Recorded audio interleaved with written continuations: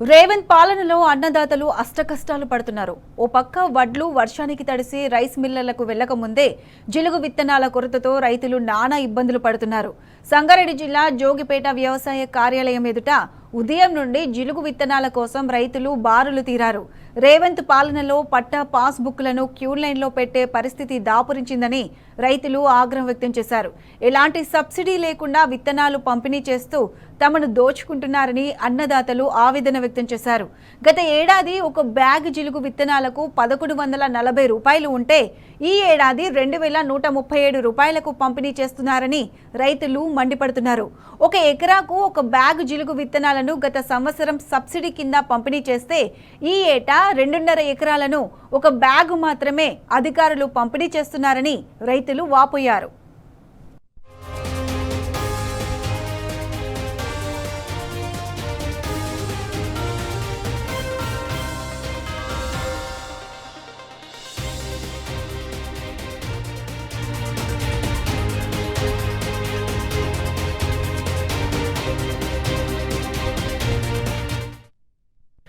ఇదే అంశానికి సంబంధించి పూర్తి అప్డేట్స్ మా ప్రతినిధి రంగాచారి అందిస్తారు. రంగాచారి, చెప్పండి, జిలుగు విత్తనాలకు సంబంధించి పూర్తి అప్డేట్స్ ఏంటి? ప్రత్యూష, తెలంగాణ ప్రభుత్వ చర్యలు రైతుల పాలిట శాపంగా పరిణమిస్తున్నాయని చెప్పడానికి సిద్దిపేట, సంగారెడ్డి, మెదక్ ఈ ఉమ్మడి జిల్లాలో జరుగుతున్న సంఘటనలే ఒక ఉదాహరణగా చెప్పుకోవచ్చు.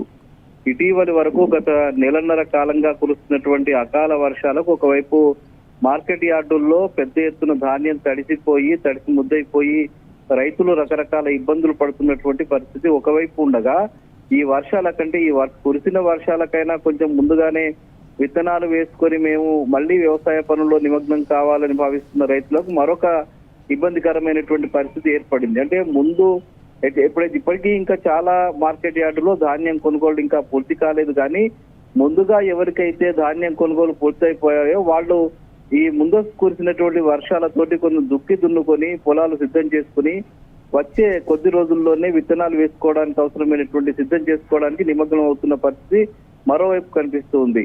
అంటే వాళ్ళు ఈ భూమిని సారవంతం చేసుకోవడం కోసం ప్రధానంగా ఈ జీలుగు, జనుము విత్తనాల్ని ప్రధానంగా వాడుతారు. గతంలో ఈ మొక్కలని పూర్తిగా అంటే భూమిని చదును చేసుకోవడం, భూమిలో ఉండేటువంటి సారాన్ని మళ్ళీ పెంచుకోవడము, అందులో ఏవైనా పురుగులు అట్లాంటివి ఉంటే చనిపోవడానికి అవసరమైనటువంటి వాటన్నిటినీ కూడా సిద్ధం చేసుకోవడం కోసం ఈ జీలుగు, జనుము విత్తనాన్ని వాడడం అనేది జరుగుతూ ఉంటుంది.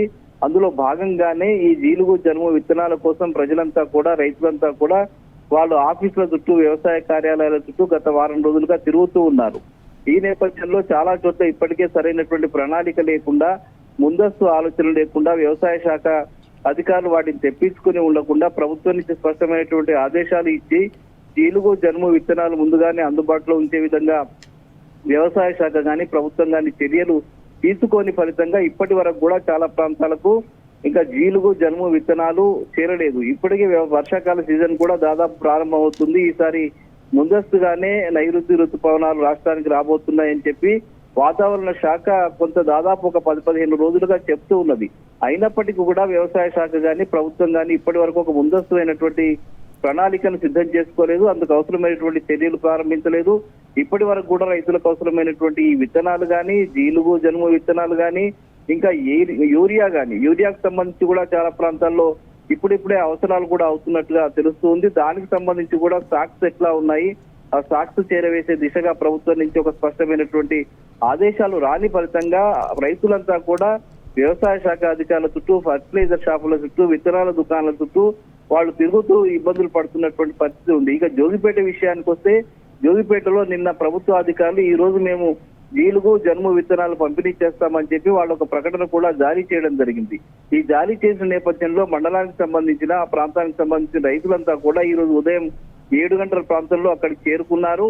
వ్యవసాయ శాఖ అధికారి కార్యాలయం ముందు వాళ్ళు పడిగాపులు కాస్తున్నటువంటి పరిస్థితి. ఇంకా వాళ్ళు ఇచ్చేందుకు సిద్ధంగానే నేపథ్యంలో వాళ్ళంతా కూడా ఆ ఎండకి నిలబడలేక వాళ్ళు తెచ్చుకున్నటువంటి పాస్ పుస్తకాలని కార్యాలయం ముందు లైన్ లో పెట్టి వాళ్ళు పక్కకు నిలుస్తున్నటువంటి, చెట్ల కింద నిలుస్తున్నటువంటి పరిస్థితి అక్కడ నెలకొన్నది. మరోవైపు ఇటు జిన్నారం మండలం కేంద్రంలో కూడా ఇదే పరిస్థితి నెలకొన్నది. ఇంకా పలు ప్రాంతాల్లో కూడా జీలుగు, జనుము విత్తనాల కోసము, మిగతా విత్తనాల కోసము, యూరియా కోసం ప్రజలంతా కూడా వాళ్ళు సిద్ధమవుతున్నటువంటి పరిస్థితి ఉంది. అయితే ఇక్కడ అధికారులు ఏదైతే ప్రకటన చేశారో జోగిపేటలో అందుకు అనుగుణంగా తగిన స్టాక్ ని తెప్పించి పెట్టుకోలేదు. వాళ్ళకు అవసరమైన మేరకు వాళ్లకు సరఫరా చేయడానికి బ్యాగులు కూడా సిద్ధం చేసి పెట్టుకోలేదు. ఫలితంగా అక్కడికి వచ్చినటువంటి రైతులందరికీ సరిపోయే పరిస్థితి కూడా లేదు.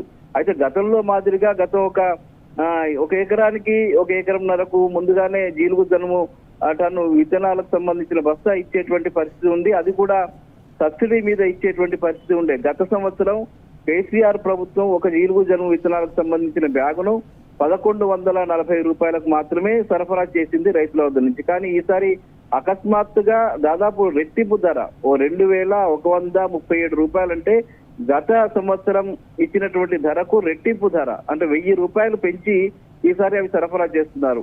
ఒకేసారి 1000 రూపాయల ధర ఎందుకు పెంచాల్సి వచ్చింది, ఏ కారణంతో పెంచాల్సి వచ్చింది, అది ఎవరికి ప్రయోజనం కోసం ఈ ధరని ఇట్లా పెంచారు, వాళ్ళు జీలుగు జలుబు విత్తనాలు సరఫరా చేసేటువంటి ట్రేడర్స్ కి లాభం చేకూర్చడం కోసమా లేకపోతే ఆ వ్యాపారులకు లాభం చేకూర్చడం కోసం ఈ ధర పెంచాల్సి వచ్చిందా, ఏ కారణంతో ధర పెంచాల్సి వచ్చింది, సబ్సిడీ ఎందుకు ఎత్తివేయాల్సి వచ్చిందనే విషయాల మీద కూడా ప్రభుత్వం ఇంతవరకు చెప్పలేదు. ఒకేసారిగా 1000 రూపాయల ధరని ఒక బస్తా మీద పెంచడం అంటే అది రైతులకు కేవలం ఈ జీలుగు జనుము విత్తనాలు వాడడం కోసమే 5 నుంచి 6 వేల రూపాయల భారం అదనంగా పడేటువంటి పరిస్థితి ఒక ఎకరానికి ఏర్పడుతూ ఉన్నది. అంటే ఒక రైతు కేవలం తన భూమిని సారవంతం చేసుకోవడం కోసం దాదాపు 4-5 వేల రూపాయల ఖర్చు ఒక ఎకరానికి ఖర్చు పెట్టుకోవాల్సిన ఒక దుస్థితి ఇవాళ మళ్ళీ నెలకొన్నది. మరోవైపు ఏమో వాళ్ళకు పంట పెట్టుబడికి సంబంధించిన అమౌంట్స్ కూడా ఇంతవరకు రాలేదు.